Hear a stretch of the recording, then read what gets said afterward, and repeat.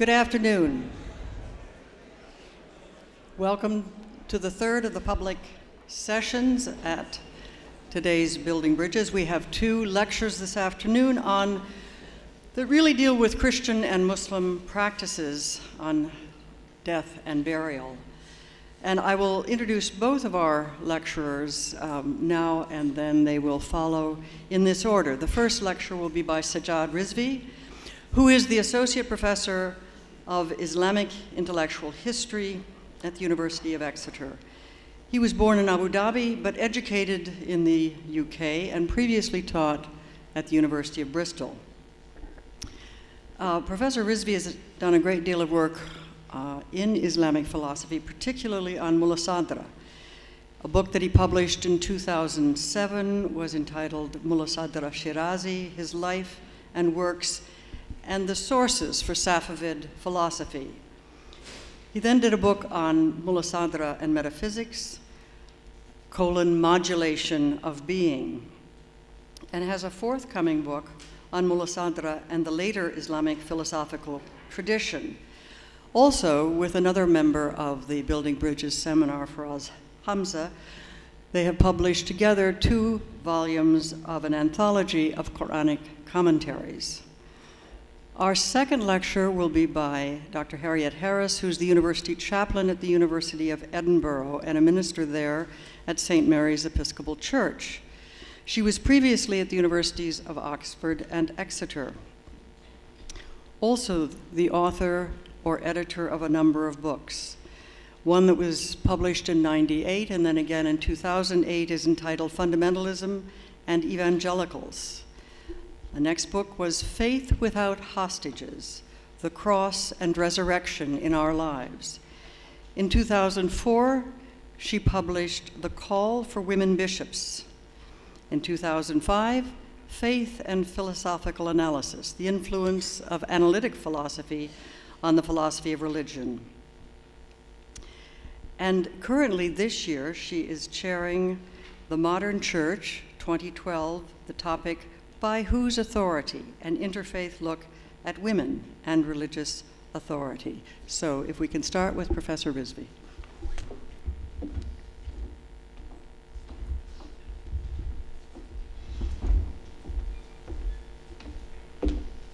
Thank you, Jane, and thank you for all of you for coming back after lunch. I'm just going to, my paper is going to be slightly different, and I'll just say a couple of ways in which it will be different, I think, to what's come so far.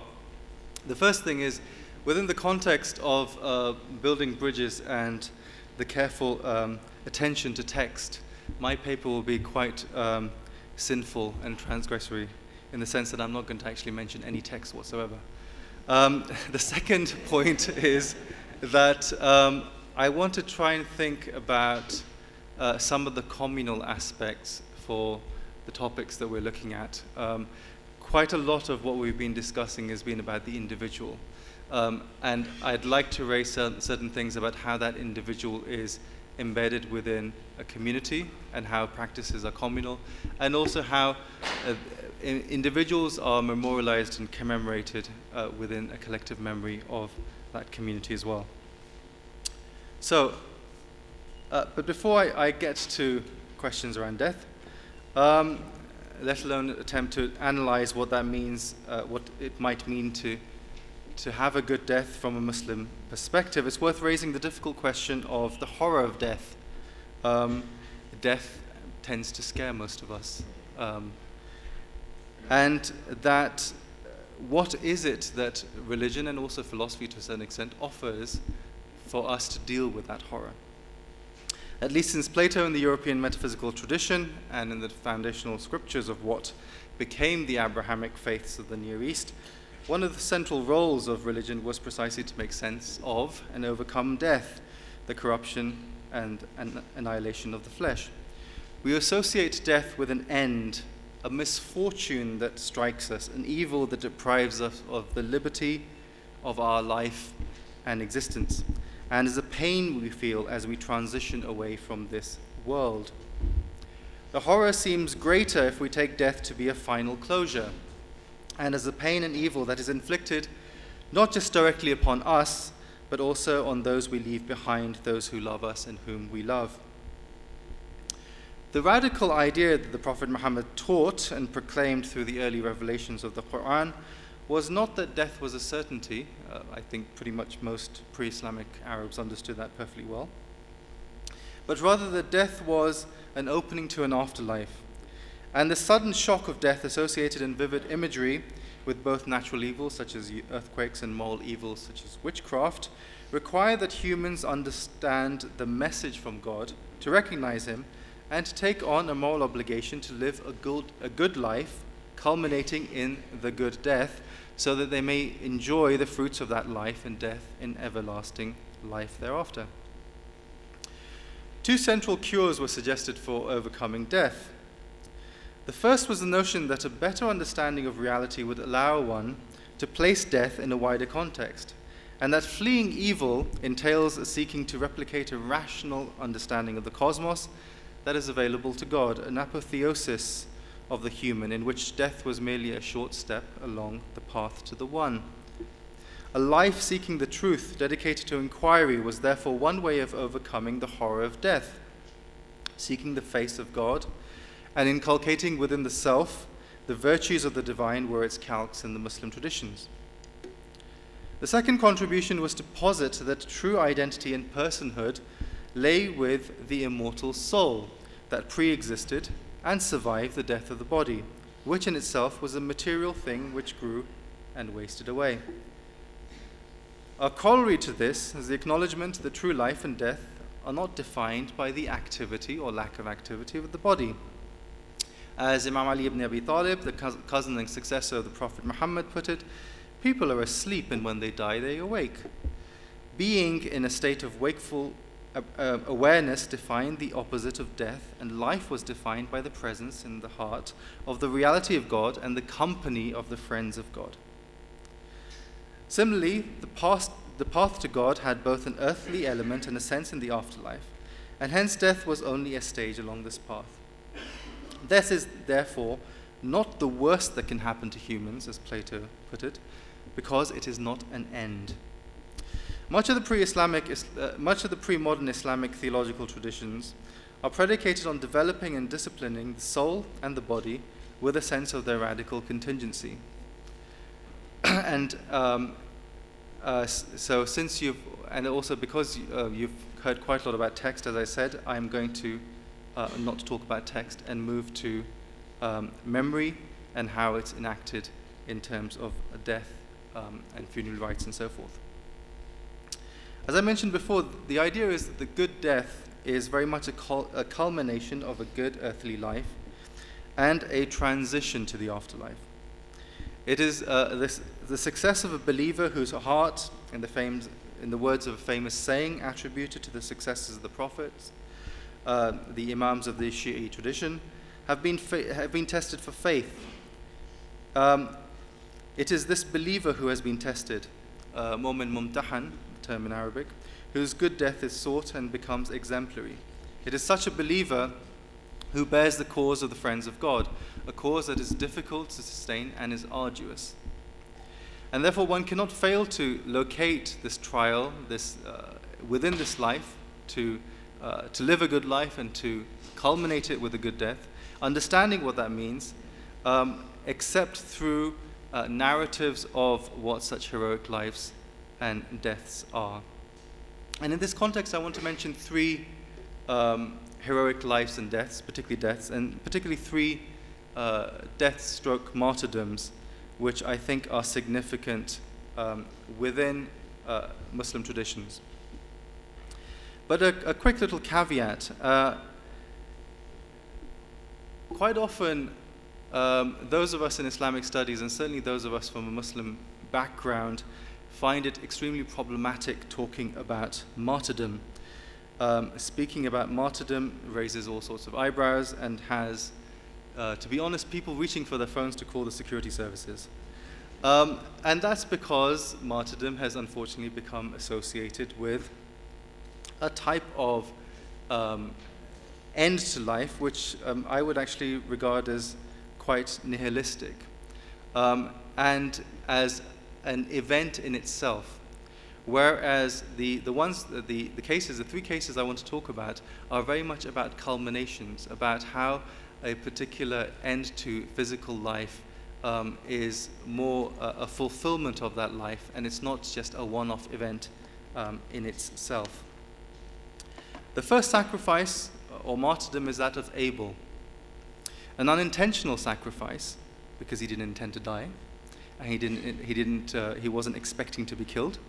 And arguably the first crime of passion, in so much as both Cain and Abel are described in the spiritual traditions as vying with each other for the favor of the divine beloved. Abel's death is actually a rejection of violence and an embrace of true life beyond this world. It also bears a key moral without which it seems we would not know how to transition from this life.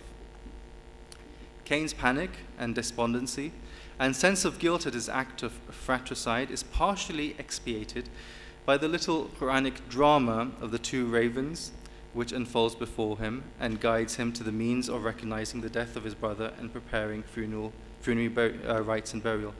Just to quickly explain, because I realize apparently this is just entirely Quranic and not available, that it's not in the biblical tradition. Basically what happens is Cain is distraught, he doesn't know what to do, he's got a body in front of him, what does he do with the body?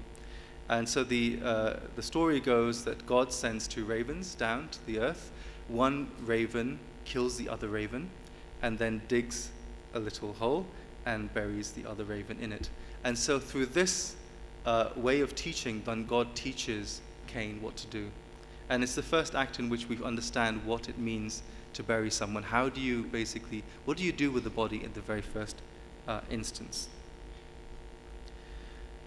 And so in this sense, every act of burial of the deceased that we then perform is an imitation and a recollection of this very first funeral.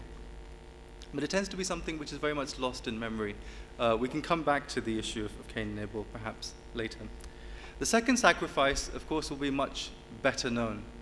And it's in some ways a sacrifice which is aborted or at least postponed. And that is, of course, Abraham's sacrifice of his son. For many theologians and of course philosophers over the ages, this was precisely the most horrific trial imaginable for a father to be asked to sacrifice his son. The lesson of the good death implicit in this sacrifice was a central notion of patience and forbearance, and we've already heard about patience and forbearance. As the son says to Abraham in the Quranic account, he tells his father to carry out what he has been commanded, and he will find him, the son, to be patient. Such a sacrifice and embrace of a good death must be based on certainty and trust, and ultimately, of course, on love as well. Precisely those virtues with respect to the divine and to what comes after that we find most difficult to understand because of our sense of what we know in the here and now is often tied up in this world with what we have experienced. The very idea of accepting truth of a vision to many of us nowadays certainly seems quite absurd. And yet, it is this particular sacrifice of Abraham, sacrificing his son, which is one of the central narratives which punctuate through ritual enactment the Muslims' life, Muslims' year, in fact, through its commemoration in the Hajj pilgrimage at the end of the lunar calendar year. As I mentioned before, this sacrifice of Abraham was one which is intended but was not fulfilled. It was aborted, or at least it was postponed. And what I mean by the postponement is at the end of the passages in the Quran which talk about the sacrifice, it mentions that the sacrifice was ransomed by a great sacrifice or a greater sacrifice. And over the centuries, exegetes have often wondered what this could mean, because the story that the son was replaced by a ram seems a bit strange. A ram doesn't seem to be a greater sacrifice than a son of a prophet. And so, particularly within the Shi'i tradition, the exegesis was that this was a reference to a future sacrifice, i.e. it was a reference to, of course, the sacrifice of the grandson of the Prophet, Hussein at Karbala. It is the martyrdom of Hussein at Karbala, along with his family and small group of companions, following the example of his father, Ali, who was also struck down and martyred in the act of prostration, and his brother Hassan, who was poisoned before him as well, which indicates how acts of sacrifice indicate a life which culminates in a particular way, and which represents for us the example of the friends of God. The association between this good life and good death is actually memorialized there's a very famous kind of car sticker you can get called Live Like Ali and Die Like Hussein. It's very popular in Shia communities around the world. And it tends to, in a slightly kind of pithy and way, encapture this particular sentiment. The witnessing of Hussein and the pathos of the situation is the passion of many a play, an enactment in which the very narrative of Karbala provides a frame for understanding what constitutes good and evil, what constitutes life and death, what constitutes patience and forbearance. And these are enacted in annual commemorations, of course, in the month of Muharram, in which believers relive this particular type of sacrifice, and through that understand what the good death is. And yet there's very much about the story of Karbala which goes against some of what we assume funerary rites and so forth consistent. For example, the bodies of the martyrs lay on the sands unburied for days. And yet, despite this seeming humiliation with respect to the bodies, once those bodies were then buried and became shrines over time, they became fundamental sites, sacred sites, to which believers flocked. Believers flocked not only to actually bury their own dead, to allow their dead to be in close proximity to the bodies of the friends of God, but also to for that sacred space and for that person, that saint who was buried there, to then act as an intercessor for them and for their particular wishes that they have. And one example, for example, of this is the shrine of Ali ibn Abi Talib himself in Najaf. Next to it has probably the largest cemetery in the world, which is known as Wadi as-Salam, the Valley of Peace. Now, the mourning for Hussein, which is enacted every year at least, is much more than just an act of redemptive suffering, much more than just a site for understanding Christology in Islam, in which Hussein takes on the person and function of Christ. And Mahmoud Ayyub, for example, has written about this. Mourning is a response to the gift of martyrdom and hope carried on to the eschaton. Whenever someone dies within the community, part of the funerary ceremonies include the convocation of mourning sessions for Hussein, in which the story is retold and connected to the death of the deceased. The pain and the evil that the family feel at the loss of their beloved therefore pales into insignificance with the loss of the beloved friend of God, but also allows for a cathartic release for the family. It brings the community together to share in the grief and to at least attempt to alleviate some of the burden of that grief. And then at every level through the funeral prayer and the ceremonies around the burial, Karbala is evoked and enacted.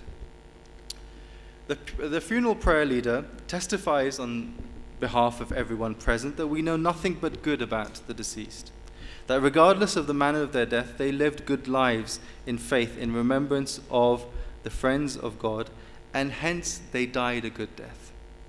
The body is shrouded by cloth which is often acquired from Karbala, with talismanic prayers linked to the person and the memory of Hussein.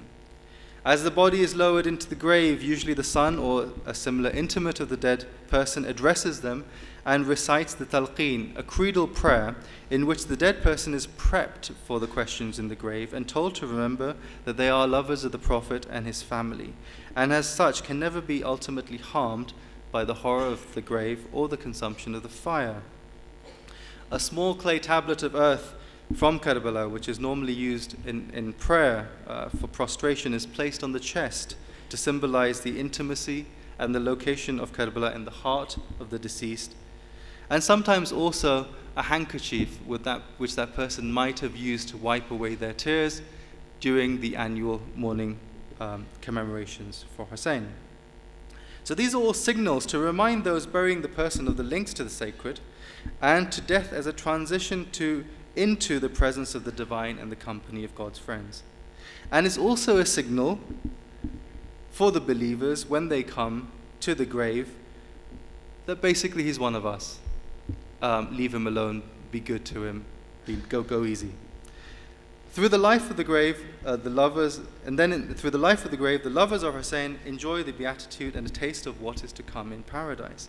When they are raised, the daughter of the Prophet intercedes for them and ushers them into paradise, where their actual paradise is enjoying the face of the divine and the company of the friends of God again. Both the resurrection and the final destiny are corollaries to the good life and death of the believer. However, the death of the body is not the closing of the book as such, to use the metaphor of the scriptures, on the worth of the person. Rather, as the famous saying of the prophet states, a person continues to flourish in the grave and beyond through the good works committed in the world, through acts of charity, through benefits established in the world, and of course through children who continue to bear witness to truth and serve their fellow humans. But above and beyond that, a number of theologians have actually talked about how the individual continues to flourish.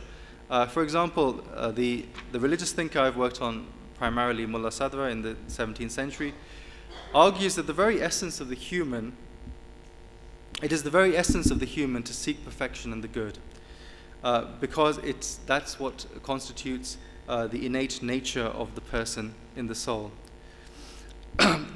And the soul is an immortal element. It always has existed and it always will exist. And since it is an immortal element which ultimately comes from the divine, it has some of the elements of the creative power of the divine. So after the death of the body, and with the resurrection, and there are two resurrections, we can go into that perhaps later, because the soul has a certain creative force linked to the divine command, it doesn't die, but it tastes death. It was mentioned earlier that everyone shall taste death. And at the resurrection and beyond, then recreates a perfect projection of the body with which it was associated within this world. And that's one of the ways in which Mullah Sadr tries to grapple with this really fundamental problem about how you provide a serious philosophical argument for corporeal resurrection, which was something which most theologians found real trouble with. Now, such a radical dualism of the person, what sort of implications might that have? And I want to just, to end, just consider one ethical implication that might have.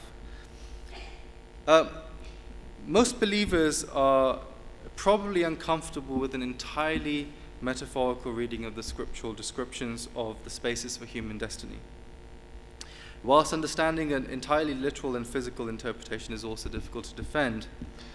And yet religious life is not just about ideas and doctrine. The modern notion that we have in liberal post-Enlightenment societies that restrict faith to matters of belief that are introspectively held, challenged and rationally defended, seems to be belied not only by a psychology of choices that we make that are not always entirely rational, but also by the importance of ritual to symbolize and enact faith. And this is precisely one of the reasons why I've tried to invoke both narratives and how they relate to rituals that are enacted. The question is, what does this have to say, how does this speak to us with respect to how we deal with a body as it's moving towards death? And of course, the obvious question I'm raising here is, broadly speaking, a question of what we might call euthanasia. And I'm just going to make a couple of suggestions of how we might approach it, and I'm sure many of you will disagree with me. The question of euthanasia stroke assisted suicide. One's perspective ultimately does really depend on the terminology that you use. Clearly, suicide is not something condoned in most, if not all, forms of Islamic theological reasoning. And certainly in that context, the idea of an assisted suicide will similarly find difficult ground for positive reception.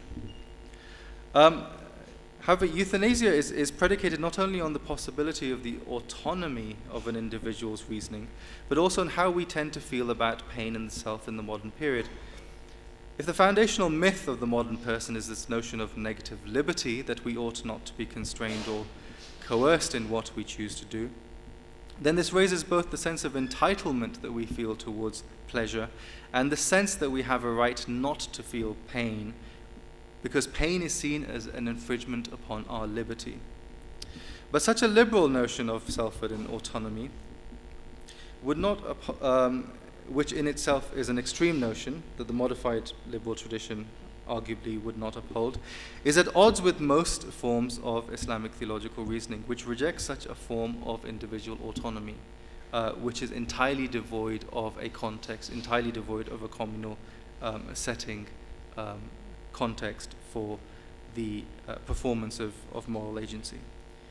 Returning to the idea that we discussed earlier of the believer whose heart is tested in faith, pain is not an end in itself or a state to be considered in isolation. It could be that pain in the short term leads to pleasure in the longer term, taking into consideration both the direct victim of the pain as well as indirect victims such as family and friends affected by a terminally ill person.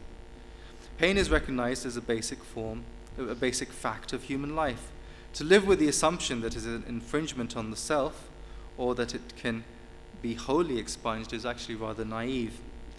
Even if we were able to extinguish moral pains and evils, natural pains and evils, of course, would still remain and would still allow for the possibility of both goodness and pleasure to flourish in human life. Of course, these are all points arguably against euthanasia. But if the body of this life does decay and is corrupted, and since medical practitioners often make decisions that many of us would recoil from in everyday life, and if the true self resides in the soul with the creative power to act as the instrument of God and recreate the body at resurrection and beyond, then does a momentary decision that we may make in this life have ultimate implications for human destiny? Can we decide to terminate the life of a body knowing full well that the soul will revive it in the afterlife? Such a theory may provide one possible way of opening the door for euthanasia, and there is actually a growing Islamic juridical literature which tries to deal with such bioethical problems, increasingly openly and with certain elements even of ambiguity. The real problem, it seems, relates not just to the person suffering who wishes to end the life of the body, but to the wider context, to the friends, to the relatives, and to society which does not wish to see such a choice as the good death, regardless of the actual term we use for this, and indeed sees this as an arrogation of the liberty that humans do not possess. Another obvious problem with this theory is that ontological niceties with respect to dualism do not necessarily convince people, because we don't always make straightforward rational choices, as I've mentioned before. So even if you were to say to someone who is seeing a loved one in that situation, look, it doesn't really matter, because ultimately it's a soul which counts, and that soul will recreate that body and will live in bliss and beatitude with the divine and the friends of God. I wonder to what extent that could possibly be any sort of comfort. Dilemmas posed from bioethics require us to think and respond theologically in a manner that is consistent with how we understand, enact, and memorialize the good death.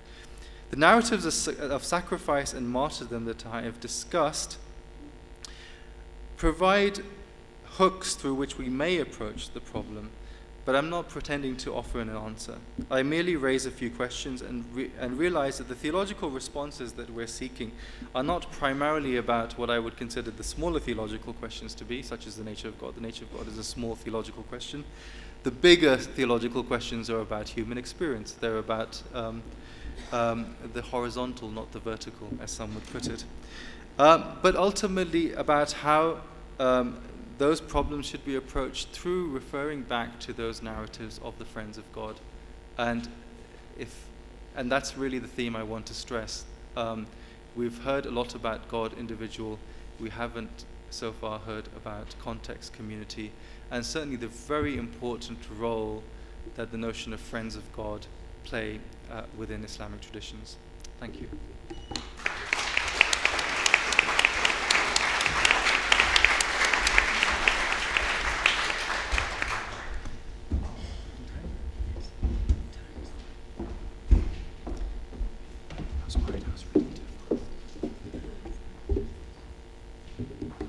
Thank you very much. Tess is going to sit by the computer because I'm going, as long as it works smoothly, I'm going to show 2 short clips during the lecture, which are made by a filmmaker called Amy Hardy, who is artist in residence at Strathcarron Hospice in Scotland. And if you wanted to know a bit more about the films, I can tell you later on.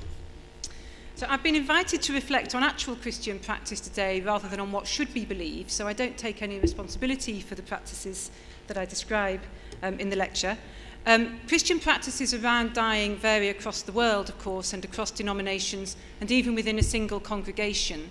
So I can't at all convey the whole range. And I'm conscious also that I don't discuss people such as Chinese background Christians or others who have more than one culture strongly influencing their practices around dying.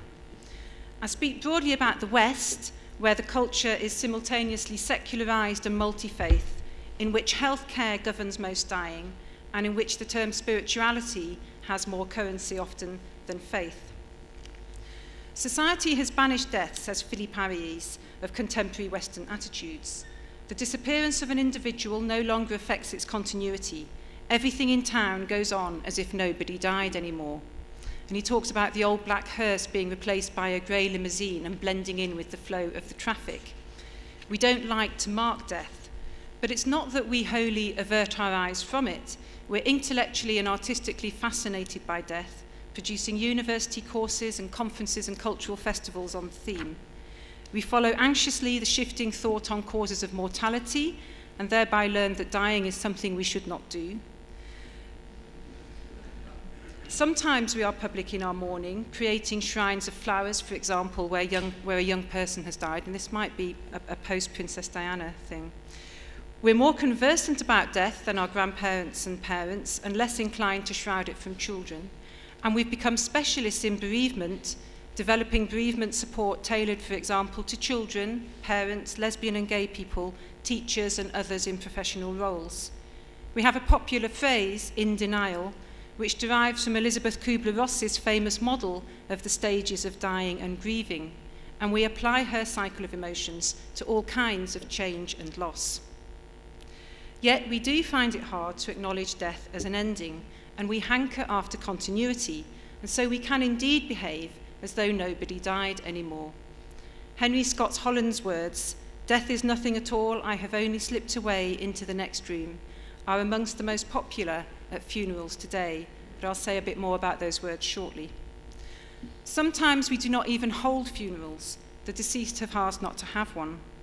In Scotland, a practice is developing whereby families hold a private committal at a crematorium first and follow it not with a funeral, but with a memorial or thanksgiving.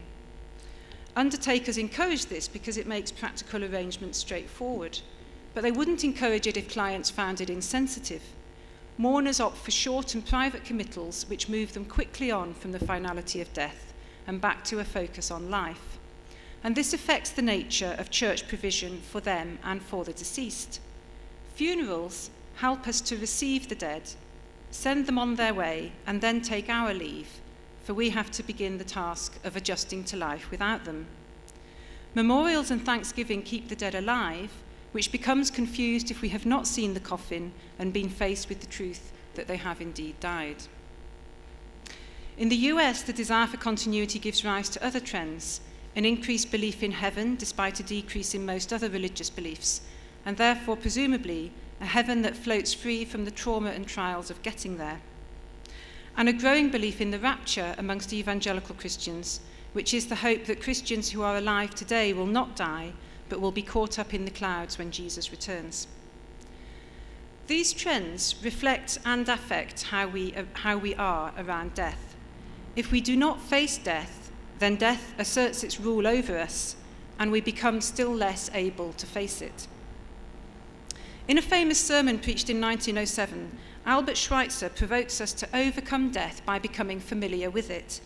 He tells us to regard our lives and those who are part of our lives as though we have already lost them in death, only to receive them back for a little while. He encourages us with insights into the benefits that follow: true inward freedom from material things, feeling purified and delivered from our baser selves, a deepened appreciation of the preciousness of life and of our loved ones, so that we can become sacred to the other because of death.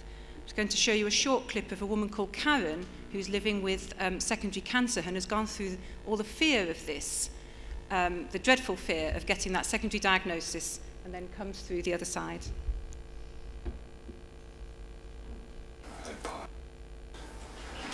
Well, it didn't change who I loved and what things meant to me.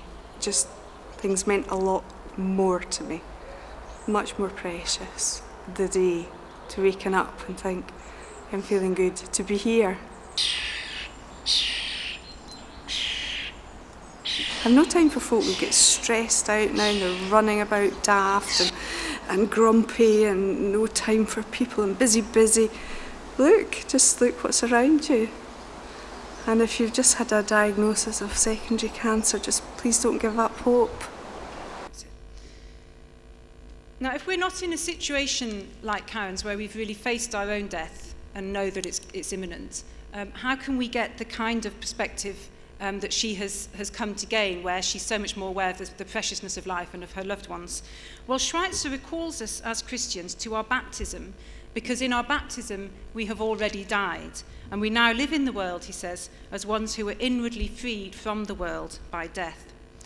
And in context, Henry Scott Holland's message, which was preached 3 years later in 1910, is remarkably similar. Scott Holland acknowledges death's reign over us. Indeed, he calls it the king of terrors, cruel, irrational, and pit of destruction. And yet, he says, death is nothing at all, because by our baptism it is now behind us and not in front. So let the dead things go and lay hold on life, Scott Holland exhorts us. Then the old will drop away from you and the new wonder will begin. You will find yourself already passed from death to life.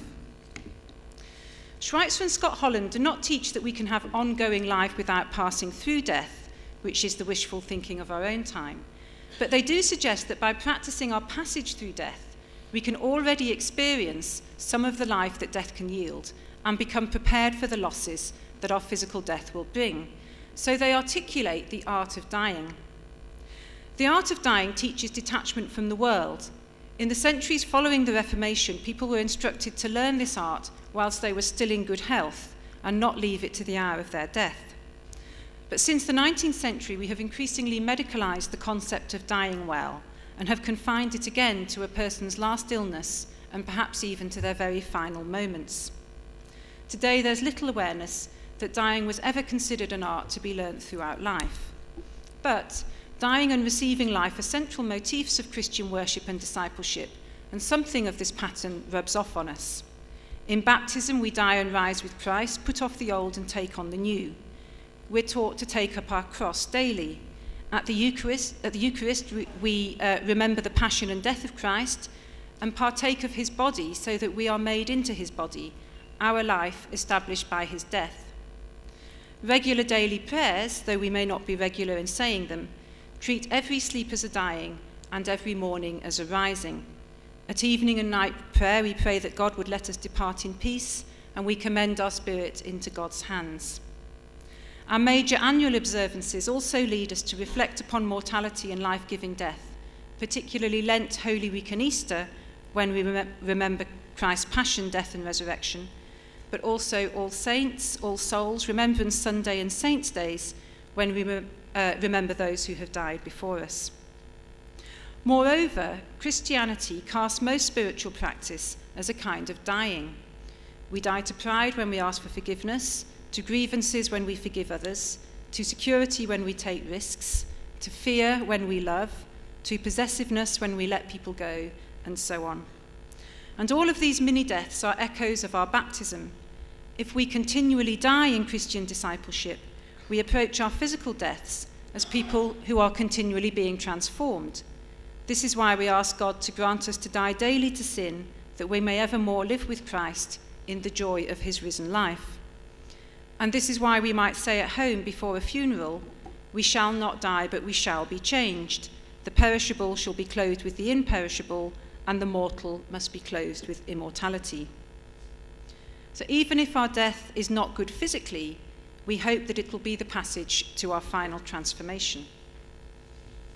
However, the process of clothing our mortal bodies with immortality is not seamless. We fear the known on this side of death, whatever hope we might attach to the hereafter, and we may not find a strong connection between spiritually and physically dying, so as to feel prepared for the latter. Furthermore, Christian worship and teaching are themselves affected by contemporary silences around death. For example, ministers may take several funerals a week and yet not bring their reflections on death into their regular Sunday services. I've been struck by how theologians and clergy disregard the metaphor of dying in our spiritual discipline and prefer other terms such as letting go or unselfing. But these gentler terms don't convey the radical way in which our spiritual disciplines can send us back to nothing. We die, and out of that we rise. As a Lutheran minister put it to me, we don't just have a bad day and rise. We're sometimes coy about dying, even in our baptismal liturgies, despite baptism being our tomb and our womb, as the early theologians put it. We tend to tone down the element of exorcism and renunciation, and we don't always use the oil of catechumens, which marks our rejection of the devil, evil, and sin, and we use only the oil of chrism very often, which is the oil of gladness. Does this suggest, I wonder, a liturgical desire to have life without passing through death? When her mother was slowly dying in hospital, it seemed to Karen Armstrong that death was taboo even there. "When we go to hospital, we're meant to get better and meet government targets," she writes. "We're not supposed to die there anymore. Like Ariès, she says, we've banished death from modern society, pushing it off stage in hospices and nursing homes." She's right that Western healthcare too often conveys a sense that death must be resisted, postponed, or avoided. But hospices try to remedy this problem. Hospice care extends into people's homes and involves an explicit philosophy that death is neither to be postponed nor hastened. Hospices are proactive in learning about dying, and they take educational programs to schools and elsewhere. Christian understanding of dying well is now growing most extensively through hospice work. The concept of hospice has been evolving since the 11th century of the Common Era, when at the time of the Crusades, hospices were found as places of hospitality for the sick, wounded, or dying, as well as for travellers and pilgrims. An emphasis on hospitality remains central to the modern hospice movement, which owes most of its vision and impetus to Dame Cicely Saunders and her founding of St Christopher's Hospice in London in 1967. Saunders describes the hospice as, to quote, "a place of meeting, physical and spiritual, doing and accepting, giving and receiving, all have to be brought together. The dying need the community, its help and fellowship. The community needs the dying to make it think of eternal issues and to make it listen." Listening is a hallmark of hospice life. Saunders tape-recorded conversations with hundreds of patients at the end of their lives, and out of that she developed the notion of total pain to convey the physical, emotional, social and spiritual components of the pain that these patients experienced. Palliative care treats pain on all of these levels and aims at healing rather than at cure. So cure is the removal of disease. Healing is seen as possible even in death, in a way that is wholly consonant with Christian hope, or the Christian hope of transformation. So as a writer on palliative care and ageing puts it, Christians believe that even in death there is healing. Healing can occur in the presence of the disease as the person grows into wholeness of body, mind, and spirit. Well, there are now more than 8,000 hospices and palliative care units around the world in over 100 countries. Saunders' Christian faith was a fundamental motivating factor in her care for the dying. At the same time, she was clear that a hospice is for people of all faiths and none, and that people's spiritual needs are not necessarily to be defined by religion. in hospice settings, speaking very generally, religion is understood in terms of a set of beliefs or the following of liturgical practice and use of ritual, and spirituality is understood as aiming towards an integrated inner life. Some people are religious and not spiritual, says a Christian hospice chaplain in the States. Some are spiritual and not religious, and some are both. He says, intellectual assent to a codified set of doctrines does not provide one with the spiritual resources needed to cope with the many challenges of life and death. And he adds that religion can be a double sword. For those who believe that if they keep praying they will get well and then do not, their faith can be shattered because it was not deeply grounded in the first place. I discussed these observations with a Marie Curie nurse who agreed but added that she observes that people who are religious often have a better death because they have more of a sense of where they are going, and in her phrase, which I'll return to, they have more being. I was interested that she just sort of plucked that phrase from the air. Hospice care is person-centred. Patients define what they mean by a good death, and the care team help them to achieve it. Religious frameworks are not imposed upon patients who are not religious. Hospice chaplaincy teams are increasingly multi-faith, but chaplains recognise that they may not be asked to share the teachings and practices of their own faith.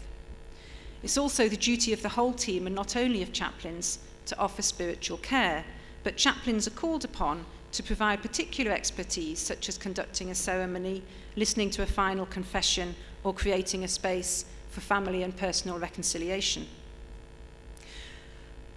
Palliative care teams recognise that unaddressed spiritual distress can lead to poorly controlled symptoms, an increased need for pain relief, and an unquiet death.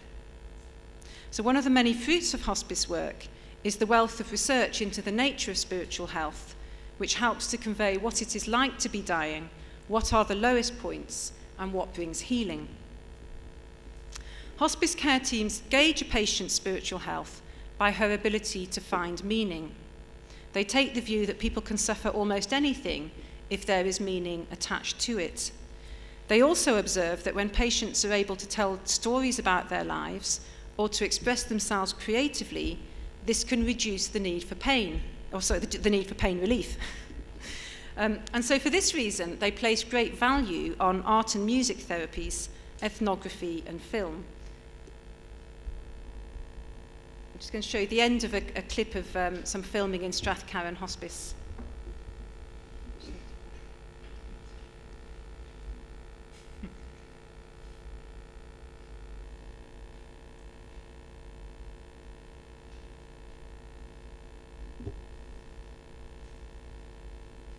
It's not working, never mind. It was a clip of some of the patients singing in the hospice. Now, it's not always clear what meaning means in palliative research. The most fitting generic account that I've come across is that it is the ability to translate dying into the fulfillment of living, and so to find or assert oneself in the midst of disintegration.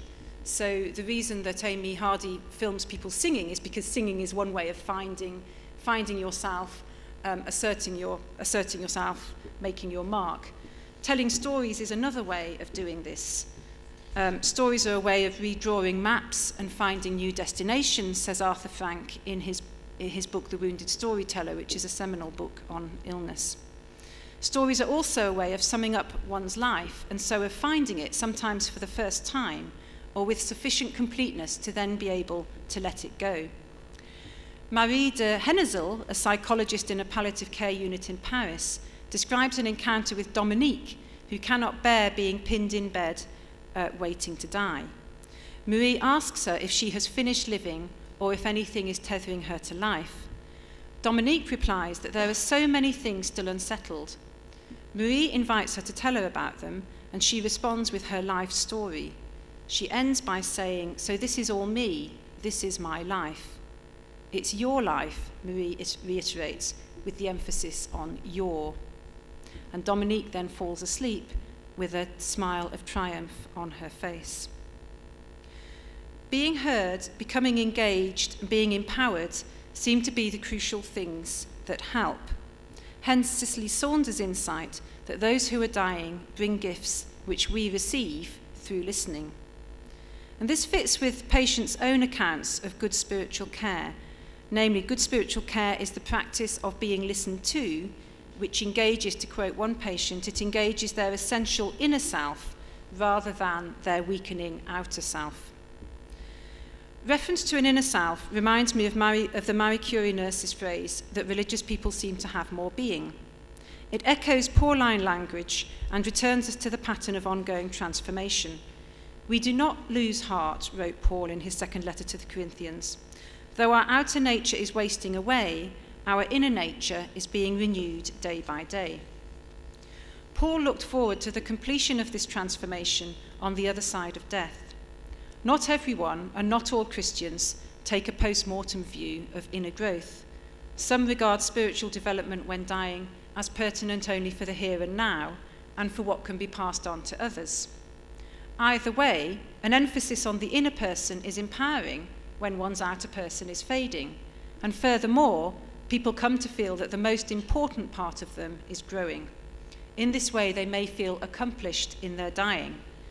Death can cause a human being to become what he or she was called to become, wrote Francois Mitterrand. It can be, in the fullest sense of the word, an accomplishment. The virtues of participation and empowerment become confused where people have dementia, and also in debates over euthanasia and assisted suicide, where loss of autonomy is often the main point of concern. Euthanasia has been legalized in the Netherlands, Belgium, and Luxembourg. Assisted suicide in Switzerland, and also latterly in the Netherlands, and in 3 states in the United States. In assisted suicide, the patient is the last causal actor. In euthanasia, the doctor or other agent is. An assisted suicide bill is currently out for consultation in Scotland. A previous bill for euthanasia was rejected in 2010. Since compassion is a paramount factor, Christian responses to assisted suicide proposals are divided. There is international research, however, showing that physicians who are religious are less likely to support assisted suicide, and that religious patients are less likely to request it. For Christians, there may be at least 2 strains of thought at work here: that life is sacred and is given and taken by God, and that we should not come into God's presence unsummoned, which is a Thomist argument against suicide. In Christian thinking, we participate in our dying by giving up our spirit. This maps our dying onto the pattern of Jesus' death. Jesus did not befriend death, but surrendered to it when his time came, waiting until the conditions were fully ripe for death to yield life. Correspondingly, chaplains or accompaniers help people to give up their spirit by helping them to resolve any concerns that are tethering them to life. Chaplains do not, like doctors, have a duty to preserve life, nor are they likely to struggle, as doctors often do, with views of death as a failure. They accept the irretrievable process of dying, and like midwives, help a person through this process when the right time comes. Now, at least 3 attitudes to death are at play in these perspectives, which says much about the complexity of our deliberations. The language of surrender is coloured by Christian negotiations with death as friend or foe, and the way we move between those. But we keep these personifications of death out of medical and legal debate, where anyway prolonged illness rather than death is seen as the greater enemy. More pertinent for public death is a 3rd attitude to death, which is also available to Christians: death as a natural process. This natural attitude sits well with environmental emphases and is expressed in the growing trend for woodland burials, and in Celtic Christianity, which emphasises our bodies being enfolded by the earth. A natural view is also present in the palliative care perspective of letting death run its course, and is apparent in some instances of hospice aftercare, for example in the case of a toddler being allowed to crawl over the body and coffin of her deceased mother. But a natural view is complex in end-of-life debates because medical science has made new things possible. Our ability to prolong the most limited of lives obscures a sense of a natural end.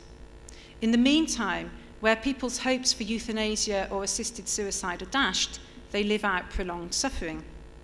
In this unhappy state of affairs, it's some relief to find statistics showing that increase in the quality of palliative care correlates with a decrease in numbers of people opting for euthanasia or assisted suicide in parts of the world where they are legal. Paradoxically, by surrendering to our circumstances, we take part in what is happening to us. There's Christian debate over whether illness is to be resisted or accepted, which parallels the ambiguity over death as enemy or friend. George Sheehan describes his experience of trying each approach when receiving treatment for cancer. Initially, he resisted his illness, just as Jacob had wrestled with God. Then he surrendered and found himself back in what he calls the Eden of his childhood. It is a land where 7 and 70 are kin, where there are no concerns other than playing and learning and loving. The inhabitants of this land are in no hurry. Our days are dense with experience. We have, as the Spanish say, more time than life. He's describing what's sometimes called intensive living, which is a medical, psychological, and social concept that contrasts with hectic living. The concept conveys how life can be transformed in the face and knowledge of death. You can't really be happy you're going to die, Alistair Campbell asked his friend Philip Gould. No, he replied, but these days and weeks have been amazing, maybe the most intense days and feelings of my life. It has made me feel whole. It has made me appreciate my life, my politics, my family, my friendships, more than I would if I had gone on and died of old age. The art of dying is full of the paradoxes of giving things up only to find we get them back in a new way. Our loved ones, time, our sense of our own bodies, our dignity, our very lives in terms of the intensity and insight in which we live them. I don't have time to say much about the ministry at the time of death or afterwards, but I'll just briefly touch on how Christian ministers themselves practice the art of dying as they support and accompany others. I've shown ways in which Christian ministry has needed to adapt, for example, to funerals which are barely funerals and to spiritual care which is not religious. Healthcare chaplain Ewan Kelly describes creating a funeral with a bereaved family in which there is no mention of God, afterlife, or any other religious belief or affiliation, the kind of funeral that creates work for Bishop Jeffrey's committee. The funeral director asked Kelly, "Do you find it hard not to mention the Lord?" But Kelly believes that the Lord was implicitly a large part of the funeral because of the way that Kelly served the family in responding to their needs. He made himself vulnerable and let go of his professional tools, and so, he said, he embodied Christ's life and teaching. Bruce Rumbold, an Australian hospital chaplain, talks about running the risk not just of professional inadequacy, but of personal helplessness in order that change may come about. The proper balance, Kelly explains, is between vulnerability and appropriate use of authority.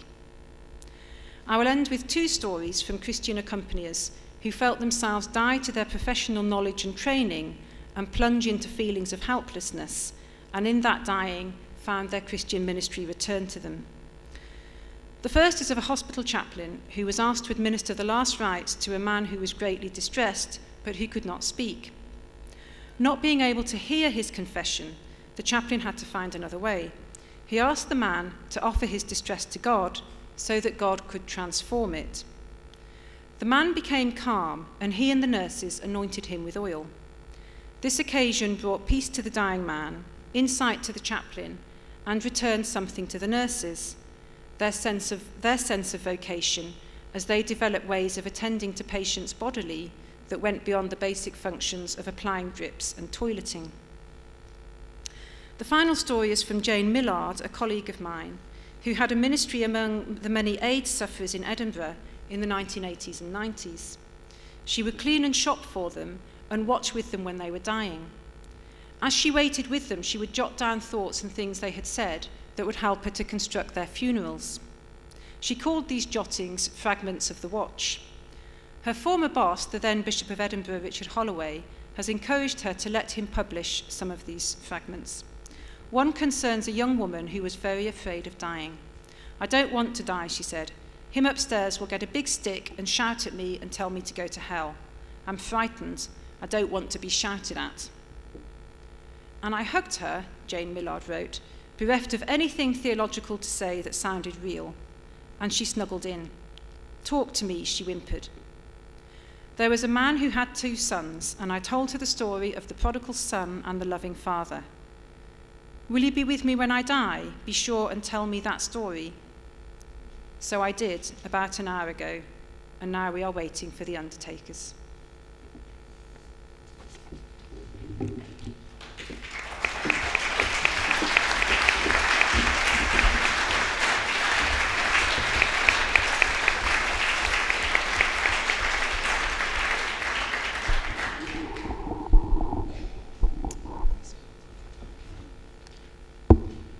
We now have a substantial period of time for questions and answers. As has been the practice in the first 2 sessions today, I would ask that you identify yourselves when you ask a question. There are microphones, I think, that can be brought to you if you raise your hand. And, of course, keep your comments and questions brief. Yes, here right in the center.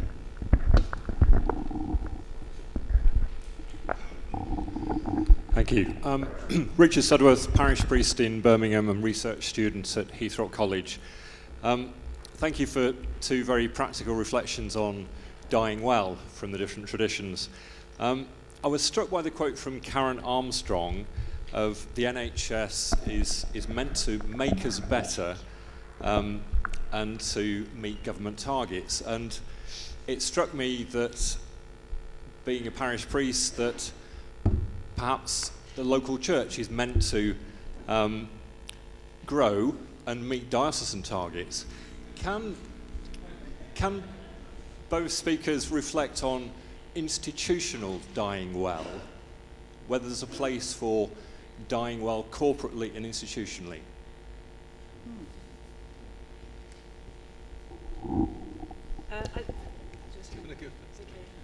Perhaps two different sorts of comments on that. One on the corporate dying well. I think it's not only an individual discipline to die to the things you need to die to, and that churches sometimes need to do that as well, and perhaps also ecumenically. You know, when we come together ecumenically or in multi-faith work, you know, sometimes we become conscious of the gifts that we bring. You know, look at our gifts.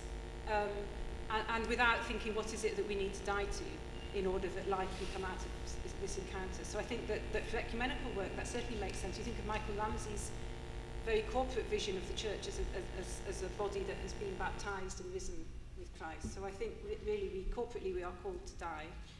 I remember a conversation with a Methodist minister who said to me, I think that we need to.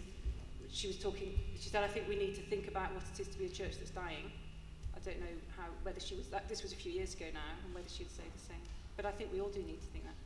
And institutionally, conversations about the assisted dying bill in Scotland have highlighted the difficulty that doctors have in letting people die, which is partly why I mentioned it. But one of the things about that bill is that it's not physician assisted because doctors don't want to assist it.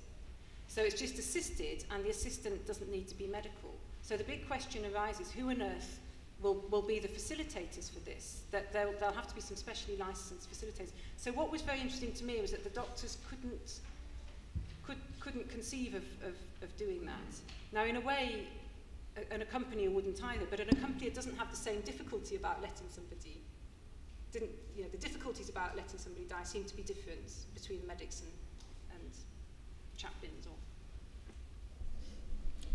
That's a good question.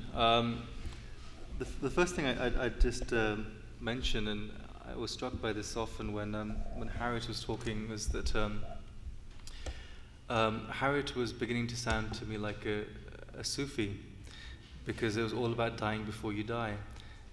Which of course is a very famous saying attributed to the Prophet. Now, of course, within Sufi orders, or within sort of people who are interested in those sorts of paths of spirituality, the way in which preparation was done for this, and the way in which you were, in a sense, taught, you learnt communally to die before you die, was precisely in certain types of spaces where you met quite regularly. You sometimes stayed in a particular space, which sometimes in the medieval period is referred to as a hospice, in fact, even. And you had spiritual guidance, which showed you what that meant. So dying before you die was very much about how you were negating yourself as an individual, and you were basically living in God, or you were finding a continuity and your true identity in the divine, as it was embedded within the community in which you were. So that's just one kind of reflection. But it's interesting, when you were asking the question, I was thinking about this idea of where would you want to die? Because, of course, most people don't want to die in a hospital. And I assume most people don't want to die necessarily in a church or a mosque, although there are certain ones where you might think that'd be quite nice. It's a nice sort of powerful, poetic setting. But of course, traditionally, a lot of people would, and they still do, die at home. And then the question is, well, what does that mean to die at home? And how do you perhaps get away from the loneliness of what it might mean to die in anywhere, but even within a setting which is your home? And that's a real problem. Even with the issue of assisted suicide, I think sometimes the issue is it's not just about this autonomy or lack of autonomy that you may have, but it's also this question of who wants to take responsibility.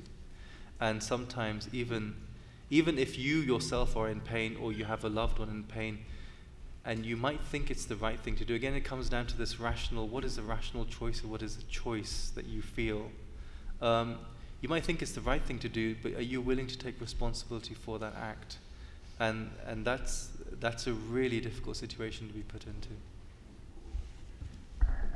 Yes. Andrew Hayes, PhD student here at King's and a former student of theology at Edinburgh University. Very pleased to see it well represented today. I was very interested in what you said about intensive living. And I wondered whether that arises to some degree from an end of responsibility, and whether that would be an ideal situation of living for people in general, and if that's the case, does it have some relationship to the Christian understanding of another kingdom and us not being bound by the powers of this earth?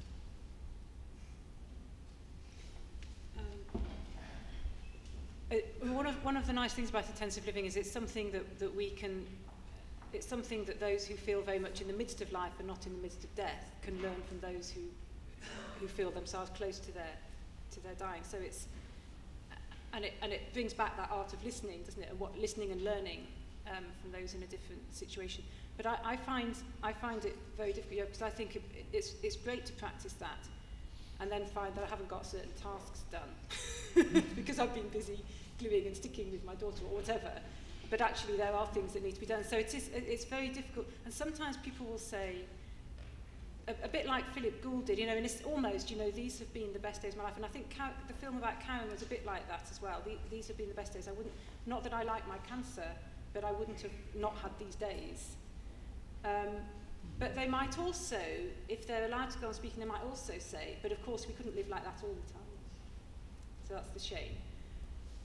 But we do learn insights, don't we? I mean, if we can live with that sense of eternity. So sometimes people say, well, live as though every day is your last. Now, the interesting thing about the filmmaker, Amy, who for a long time she had thought she was going to die, and she also made a film that's become an award-winning film about her own belief that she was going to die, and then of course she didn't. But she says, I live every day as if I'll live forever. And I think that actually they probably come down to the same thing, because it's that sense of eternality somehow. It's that sense of that stops you being task-orientated and makes you celebrate life. Can I just comment on that? In fact, it follows on again. I'm struck by a prophetic saying that prepare for your death as if you're going to die now, and live as if you're going to live forever. And this whole idea that you sort of, how you balance the life and the death, One of the things which has always struck me, and this is, sometimes I find this is quite an interesting distinction between Muslim and Christian contexts, is how we deal with death. I mean, the way certainly I was brought up, and I like to see I'm kind of passing this on to my kids, is to be entirely aware of death. And so if there's a funeral, you go to a funeral. If you hear about someone dying, then that should be something meaningful to you. And ultimately, everyone dies. Every single day someone dies. It's probably the case that you know someone, or you know someone who knows someone who's dying every single day. And so the awareness of death is something which is very much around you. And that awareness then forces you to really think about what you're like, how you're living, what it is that you're trying to do, what sort of journey are you within this life, and where are you going? And I think that's something which is very, very important, is to make people aware of death. And precisely not sort of, it's not necessarily just a morbid thing. I mean, sometimes if I say to a friend, I'm going to a funeral, I'm going to take my son who's 9, they'd be slightly horrified. But the point is that they actually need to, we do need to understand how things work. We do need to understand how cycles work from a very early age. I remember as a kid, we'd often, for example, every Sundays we used to go to somewhere to learn how to read the Quran and so forth. And every Sunday there would be a funeral prayer. And we were all told, line up, get involved, find out who pray for the person who's deceased, find out who they are. Even if you don't know them, if you can, go to the burial. Even if you don't know the family, go and condole them. And I think this is something which is very natural, and it's really about, that's really about the art of living. Yes, here in front.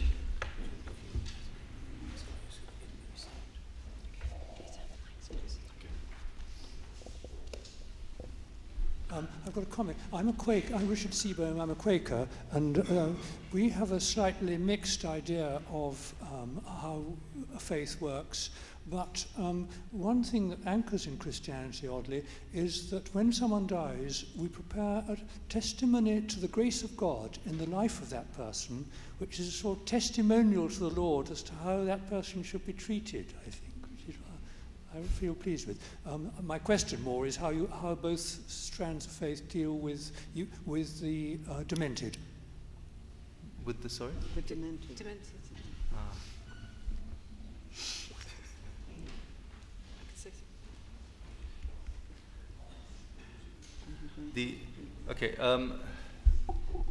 I guess the simple. Should we clarify that question? The question was how both faith traditions deal with the demented. Dementia. Dementia. Oh, that's slightly different, isn't it? Okay. I guess that's, potentially that's the question around. That's a very difficult question, precisely because I can think of members of my family where we're having to deal with precisely that issue.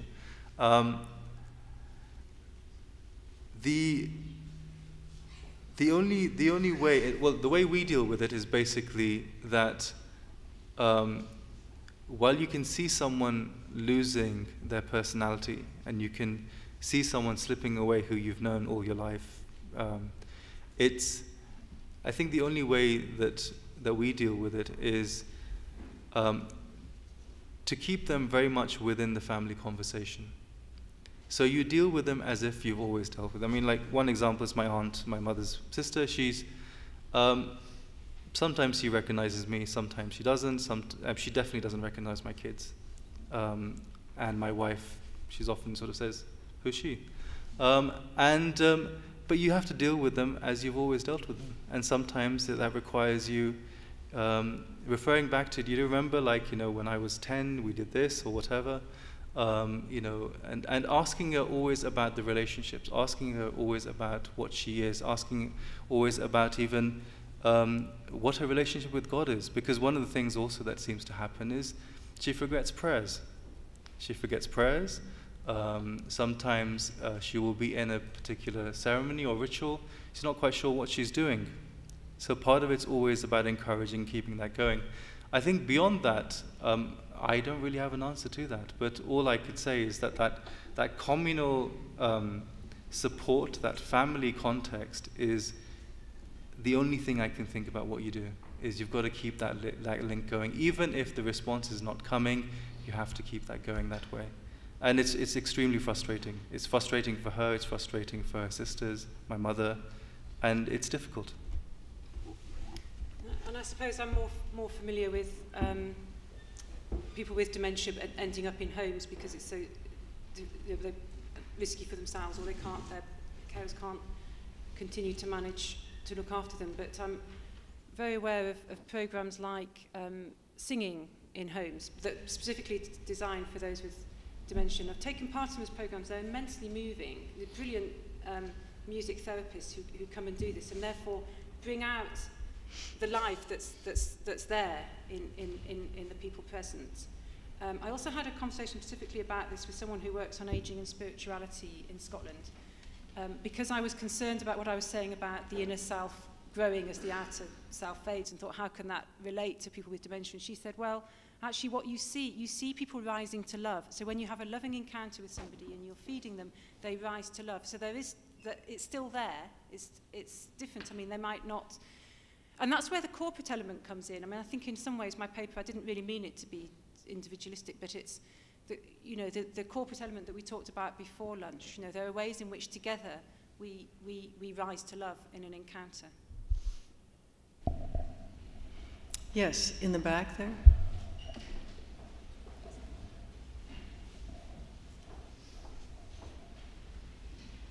Andrew Wingate from Leicester, former director of St Philip's Centre. On our centre, we established a training programme for doctors from Leicester University, and it's been going about 5 or 6 years now. And it's a voluntary course. They have a number of options. And it's not a small course, it's 1 term, full day a week, every week. And it's now 5 years running, so it's not a blip. About nearly 3/4 of those enrolling are Muslims. Those who are willing to look at health, healing, wholeness, and religion, which is the name of the course, are almost entirely Muslim. Some Sikh and Hindus, hardly any European Christians. And I find that sad, because we all learn so much from it. The other thing I've learned there is that they're in the 3rd year, and these medical students, almost, I think none have been to a hospice. Then we've got 2 excellent hospices in the city.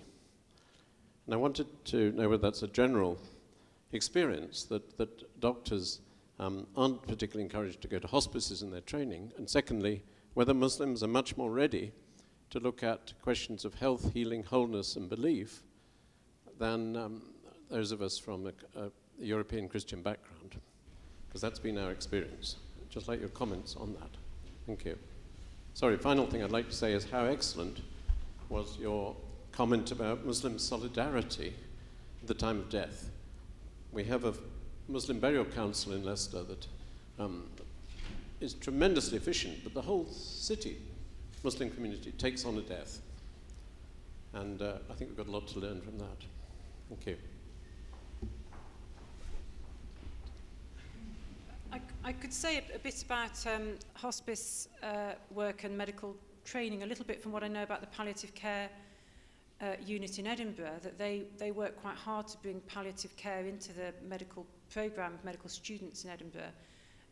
But they have to work to get it on the map, and I think it comes back to the issue for doctors of whether they can, how primary they can make the work of their medical work when it's not to do with cure.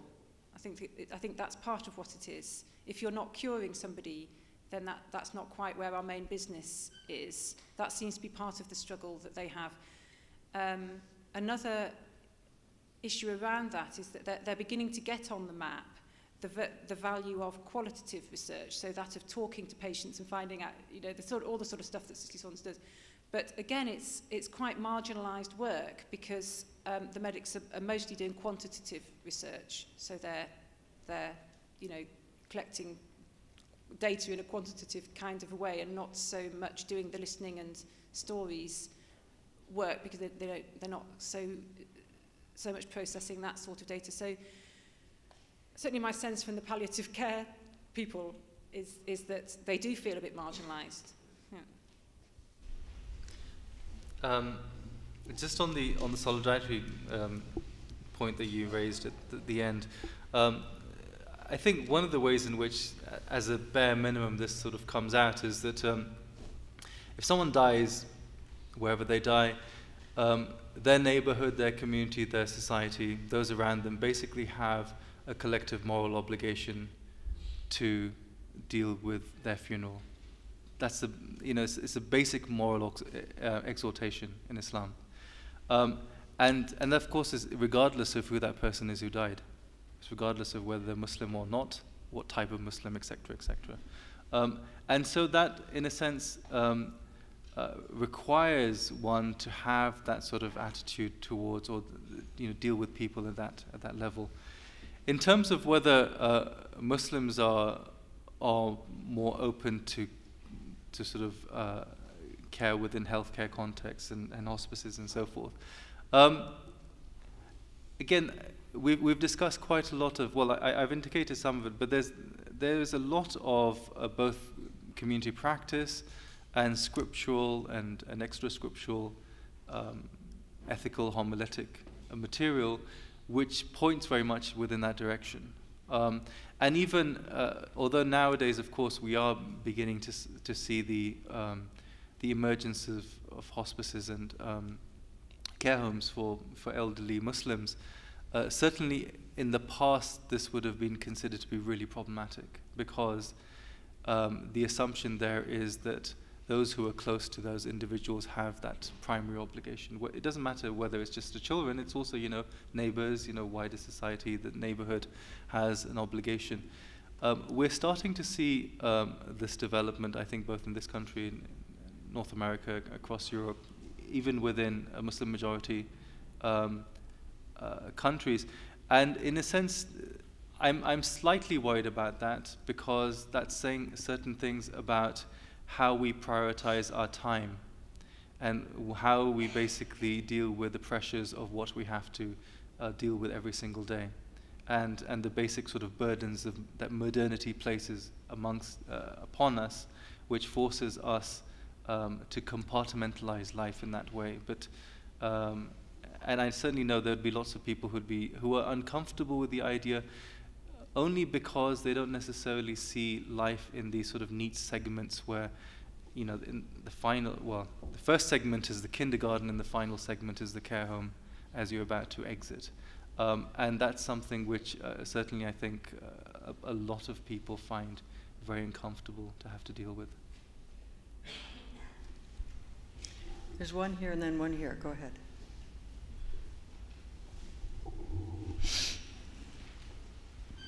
Thank you very much. Thank you to both the speakers.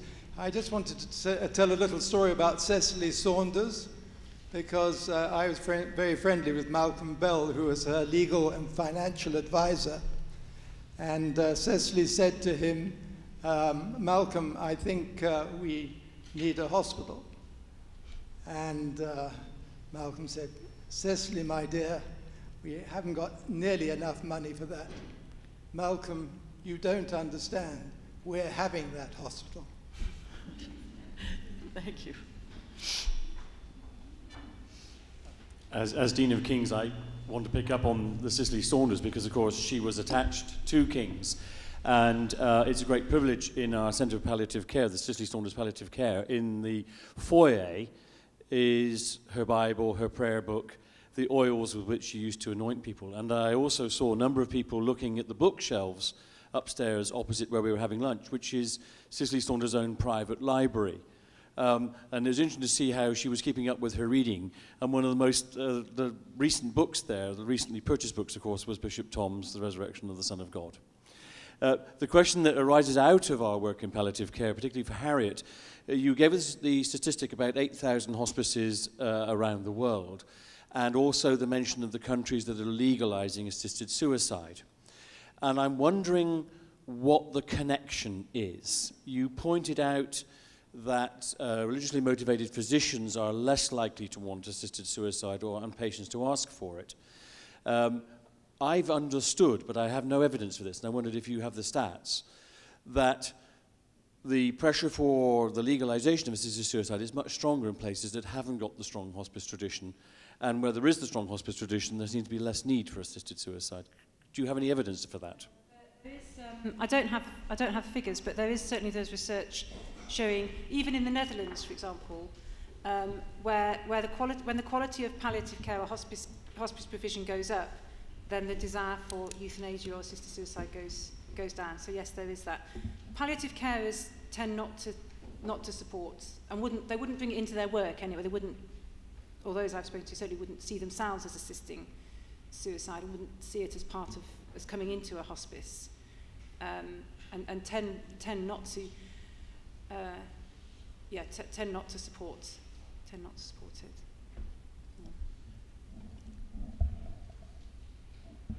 Yes, here in the center.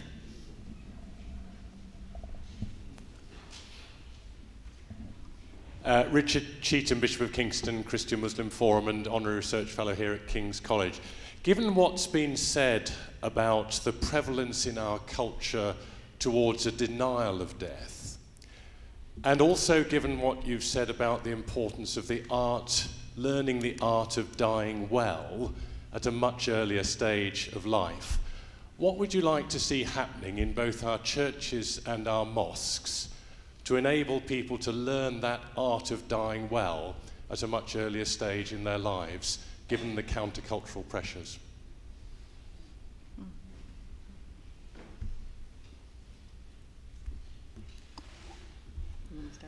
Of course, one of the interesting things is that if you really want to reach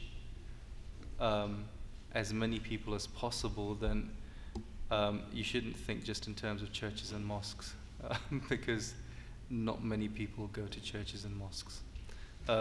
And certainly, if you want to have a serious kind of sort of social change of attitude towards it, then it has to be something which is wider than that. Now, in the first instance, a lot of it actually happens in the home, I think. But I think there are ways in which we could also deal with it, more sensibly within educational environments as well, whether those are primary schools, whether they're kindergartens, secondary schools, whether that's done through RE settings or whether that's done through wider sort of life skills or attitudes about the self and others. Certainly at primary schools, a lot of it is about how do you see yourself, how do you see your world around you. And death, I think, should be very much part of that. So, for example, in primary schools, when kids are often taught about religion, it's basically food and dress, is what it seems to me, and the odd festival and celebration thrown in. But I think part of that should also be about how does a particular community deal with loss, with death as well, and how does it commemorate that? So I think I would suggest home and school kind of context. I think churches and mosques come lower down the pecking order, but I'm sure many colleagues will disagree. But that doesn't mean that you shouldn't do it there as well. And the example I think I gave earlier was very much about how mosque settings do that. I suppose one of the things about churches and mosques is that they're one of the few, religious houses are one of the few sorts of institutions these days that are still cross-generational. So young people will be around old people in a way that doesn't happen in many other institutions. And so you do get the extended family aspect of that, where young people are around people who then die, and then the community takes care of that. So, but I think it is a shame that funerals tend to be midweek and not impact, they will impact those who turn up for them, but it doesn't affect. So perhaps just bringing it all much more into the life of community, and I think not being afraid to talk about it in sermons and courses. When I've run sort of midweek reflection groups, for example, I've quite often put something on the art of dying in, and it tends to be the one, actually tends to be one of the most popular. It's not that people don't want to, actually. It catches something in people, and they think, oh, I've never thought of that, but actually I would like to go and discuss that. So I think there's something that people get it when they hear it. They do get it. Before we transition to the final part of this program, I would, I'm sure, like to give all of us the chance to thank these wonderful speakers. Thank you.